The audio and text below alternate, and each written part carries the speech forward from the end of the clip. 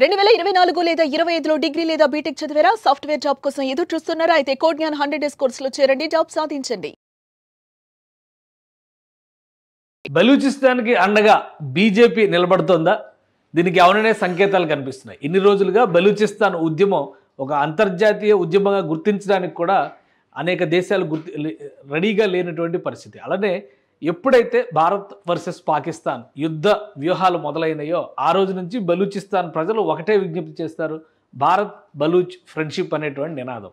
అలానే ఈ మధ్య కాలంలో పెద్ద ఎత్తున వినిపిస్తున్నటువంటి మరొక నినాదం ఏంటంటే ఫ్రీ బలూచిస్తాన్, ఇండిపెండెంట్ బలూచిస్తాన్, అలానే రిపబ్లిక్ ఆఫ్ బలూచిస్తాన్ని గుర్తించండి అనేటువంటి విజ్ఞప్తి ఫస్ట్ ఇండియాకి, ఆ తర్వాత ఐక్యరాజ్య సమితికే బలూచిస్తాన్ ప్రజలు చేశారు. సో ఇది రాజకీయంగా ఎలాంటి పరిస్థితులకి దారితీస్తుంది, ఒక దేశాన్ని గుర్తించడం అనేది ఎలాంటి సందర్భంలో సాధ్యమవుతుంది అనేటువంటి చర్చ ఒకవైపు జరుగుతోంది. కానీ రాజకీయంగా బీజేపీ వ్యూహాలు మాత్రం అమలు చేస్తూ ముందుకు వెళ్తోంది. కేంద్రంలో అధికారంలో ఉంది ఎన్డీఏ కూటమి ప్రభుత్వం, కానీ బీజేపీ అందులో కీలకమైనటువంటి పాత్రధారి. 240 సీట్లతో మెజారిటీ లీడ్ బీజేపీనే తీసుకుంటుంది. సో ఈ క్రమంలో బీజేపీ తీసుకునేటువంటి స్టాండ్ మొత్తం దేశంలో నిర్ణయాన్ని ప్రభావితం చేసేటువంటి అంశం అవుతుంది. ఒక్కొక్కరుగా బీజేపీ నేతలు బలూచిస్తాన్కి అనుకూలంగా ట్వీట్లు చేయడం మొదలుపెట్టారు, కామెంట్స్ చేయడం మొదలుపెట్టారు, రియాక్ట్ అవ్వడం మొదలుపెట్టారు. గత 4 రోజులుగా పరిస్థితులు గమనించి చూస్తే కనుక కాల్పుల విరమణ ఒప్పందం పాకిస్తాన్ వర్సెస్ ఇండియా కుదిరిన తర్వాత నుంచి రాజకీయ వ్యూహాలకి బీజేపీ నేతలు పదును పెట్టారు. ఆ క్రమంలోనే బలూచిస్తాన్కి క్రమంగా మద్దతు పెరుగుతోంది. ఈరోజు అస్సాం ముఖ్యమంత్రి హిమంత్ బిశ్వ శర్మ ఒక ట్వీట్ చేశారు. దీంతో బలూచిస్తాన్కి బీజేపీ అండగా ఉంది, బలూచిస్తాన్ అంశం పైన తన స్టాండ్ని క్లారిఫై చేసింది అనేటువంటి అంచనాలు ఇక్కడ కనిపిస్తున్నాయి. హిమంత్ బిశ్వ శర్మ చాలా కీలకమైనటువంటి నాయకుడు, బీజేపీ సెంట్రల్ కమిటీలో కూడా పరపతి ఉన్నటువంటి నాయకుడు. అలానే తూర్పు భారతంలో ముఖ్యంగా బెంగాల్, బంగ్లాదేశ్ రాజకీయాల మధ్య బలమైనటువంటి చక్రం తిప్పుతున్నటువంటి వ్యక్తి, ఈశాన్య రాష్ట్రాలన్నింటినీ కూడా ప్రభావితం చేస్తున్నటువంటి వ్యక్తి. సో ఆయన అనూహ్యంగా Balochistan holds profound historical and spiritual significance for Hindus primarily as a sacred home of Hinglaj Mata temple అనేది ప్రముఖ హిందూ దేవాలయం. అది బలూచిస్తాన్ ప్రాంతంలో ఉంది. మన దేశంలో శక్తిపీఠాల గురించి మనం వింటూనే ఉంటాం. అలాంటి 51 శక్తిపీఠాల్లో హింగ్లాజ్ మాతా మందిర్, నాని మందిర్ అని కూడా పిలుస్తారు దీన్ని. ఆ మందిరం చాలా ముఖ్యమైనటువంటి మందిరం. ఇప్పటికీ కూడా పాకిస్తాన్లో ఉన్నటువంటి హిందువులు ఎక్కువ జనాభా ఉంటుంది. అటు సింధ్ రాష్ట్రంలో కానీ, ఇటు బలూచిస్తాన్ రాష్ట్రంలో కానీ, కోర్ పంజాబ్ ఏరియాలో కానీ, ఇతర ప్రాంతాల్లో హిందువుల జనాభా అసలు మచ్చుకు కూడా కనబడినటువంటి పరిస్థితి ఉంటుంది. ఒక్క బలూచిస్తాన్లోనే 1.5 కోటి జనాభా ఉంటే అందులో 14 లక్షల మంది వరకు హిందువులు ఉంటారని చెప్పని అంచనా. సో వీళ్ళందరూ కూడా ఒక యాత్ర చేస్తారు హింగ్లాజ్ మాతా దగ్గరికి, హింగ్లాజ్ మాతా మందిరానికి వెళ్ళి చేస్తారు. సంప్రదాయం ప్రకారం, చరిత్ర ప్రకారం చూస్తే కనుక గుజరాత్, రాజస్థాన్, మహారాష్ట్ర ఇలాంటి దూర ప్రాంతాల నుంచి కూడా ఒకప్పుడు హింగ్లాజ్ మాతా మందిరానికి వెళ్ళేవారు. దాన్ని గుర్తు చేస్తూ హిమంత్ బిశ్వ శర్మ ఈ పోస్ట్ చేయడం అనేది ఆసక్తికరంగా మారింది.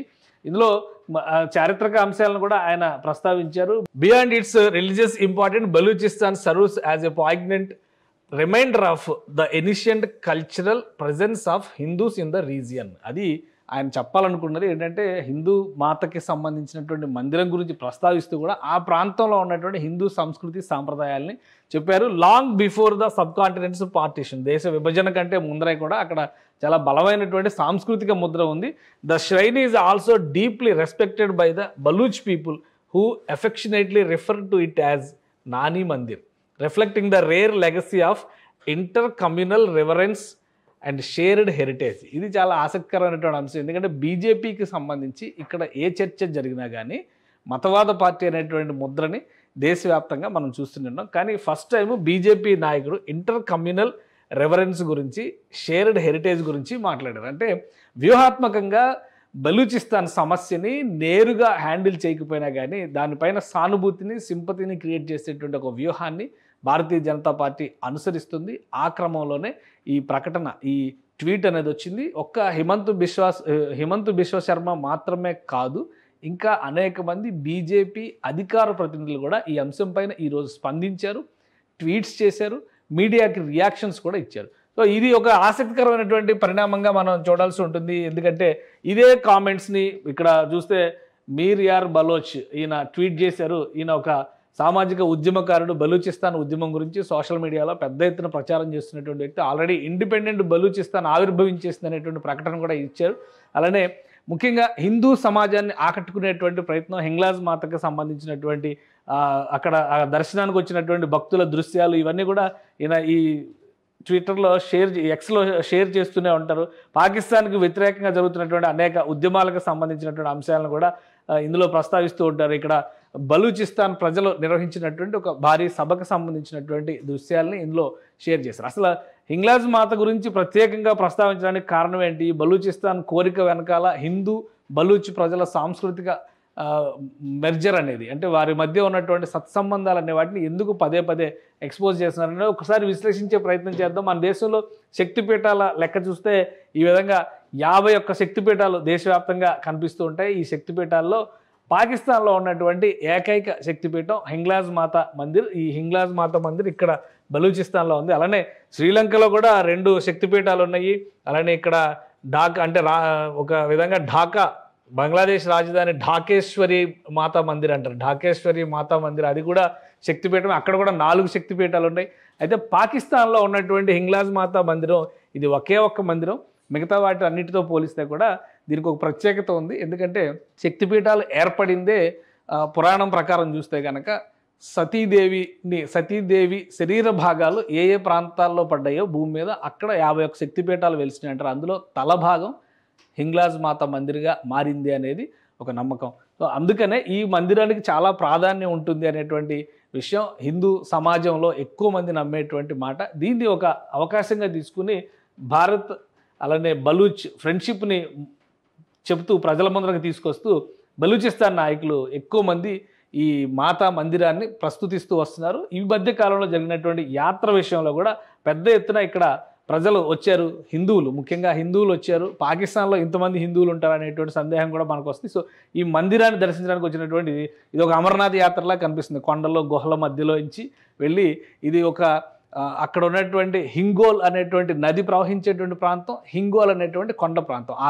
గుహలో ఈ మాతా మందిరం ఉంటుందనేటువంటి నమ్మకం.